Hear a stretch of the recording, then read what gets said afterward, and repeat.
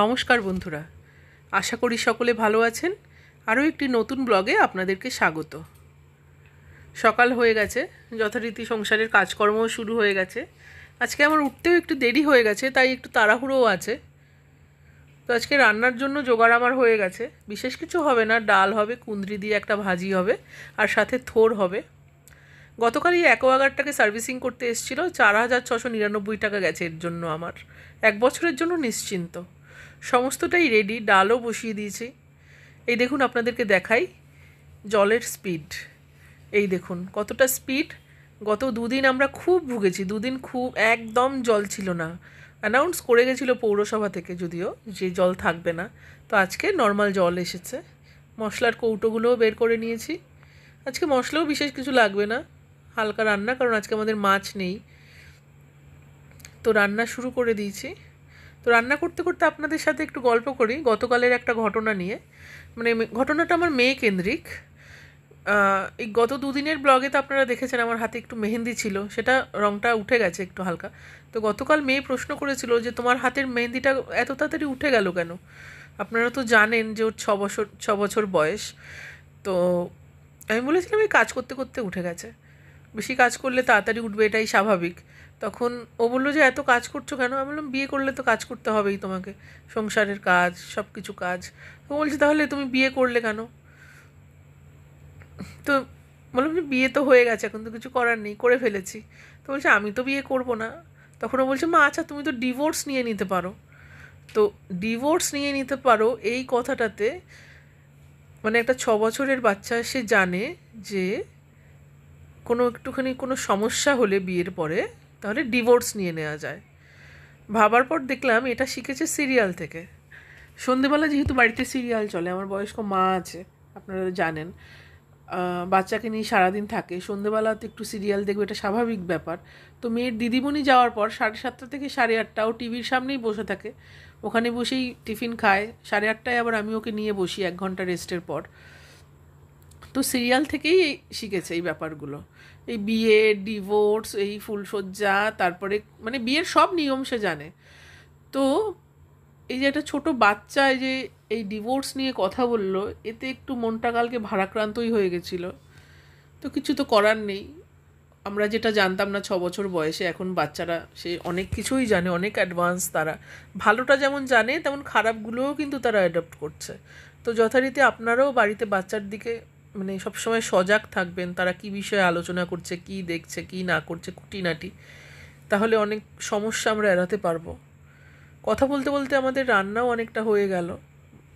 কুঁদরি ভাজিটার কালারটা দারুণ এসছে, আপনাদের দেখালাম। এখন থোর হচ্ছে, ডালেও ফোড়ন দিয়ে দেওয়া হয়েছে।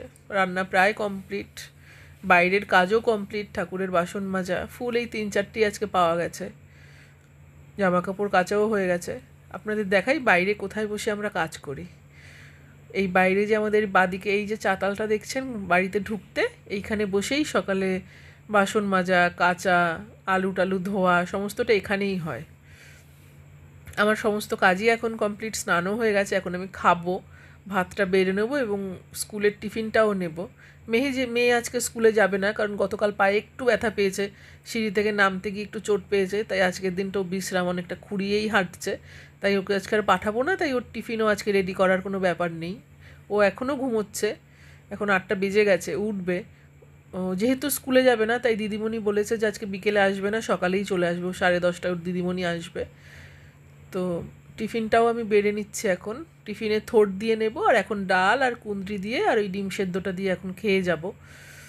খাবারটা গুছিয়ে নিই। তো ডালটা নিয়ে নিই এখন, গরম ভাত, ডাল। এটা হলো কাটোয়া ডাঁটা দিয়ে ডাল, যেই সবজি বাজারটা আপনাদের দেখিয়েছিলাম, বলেছিলাম ডালে আমরা ডাঁটা ভালো খাই, এটা সেই ডাঁটা। গতকাল একটা সবজি রান্না হয়েছিল চিংড়ি মাছ দিয়ে, তাতে দিয়েছিলাম, আর আজকে ডালে দিয়েছি। আর ওইটা থোর। থোর তো ভীষণ উপকারী, প্রচণ্ড আয়রন, মানে সমস্ত মহিলাদের তো আয়রনযুক্ত খাবার খেতে বেশি বলে। তো ওই থোর, মোচা এই জাতীয় খাবার আপনারা বেশি খাবেন।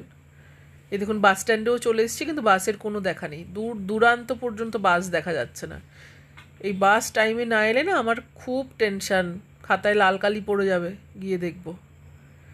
বাস থেকে নেমে গেছি, এই হলো অটো, এবার এই অটোতে উঠবো, এই রোজকার যাত্রা আমাদের। বাস, তারপরে ওভারব্রিজ পার হও, তারপরে অটো। অটোতে দুজন অলরেডি বসে আছে, আমি বসার পরেও আরও দুজন হলে অটো ছাড়বে। এখন তো এইমস হওয়ার পর প্যাসেঞ্জার মোটামুটি হয়। এই যে বিকেলে ফেরার পথে আমাকে আমার হাজব্যান্ড আনতে গেছিলো, তাই ভূষণ থেকে দুটো আইসক্রিম নেওয়া হলো। 10 টাকা করে এই আইসক্রিমগুলো, একদম রিজনেবল, স্বাদও ভালো। 70 টাকার কোয়ালিটি ওয়ালস বা আমুলের মতো নয়, নর্মাল, কিন্তু ঠিক আছে, ভালোই লাগে। তা আমরা দুজনে এখন দুটো আইসক্রিম খাবো। আমাকে নিতে এসেছিলো, আমি অটো করে ফিরেছি সেন্ট্রাল পার্ক থেকে। তো এখন আমরা ফিরবো। ব্লগটাও এখানেই শেষ করছি। আপনারা সকলে ভালো থাকবেন, সুস্থ থাকবেন, এবং অবশ্যই যদি ভালো লাগে তাহলে চ্যানেলটিকে সাবস্ক্রাইব করবেন এবং লাইক, কমেন্ট ও শেয়ারও করবেন যদি আপনাদের ভালো লাগে। আপনাদের একটা কমেন্ট আমাদের কাছে অনেক মূল্যবান। আপনাদের প্রত্যেকটা কমেন্টের আমি রিপ্লাই দেব আপনারা যদি কমেন্ট করেন। আর একবার বলছি, আপনারা সবাই ভীষণ ভীষণ ভীষণ ভালো থাকবেন।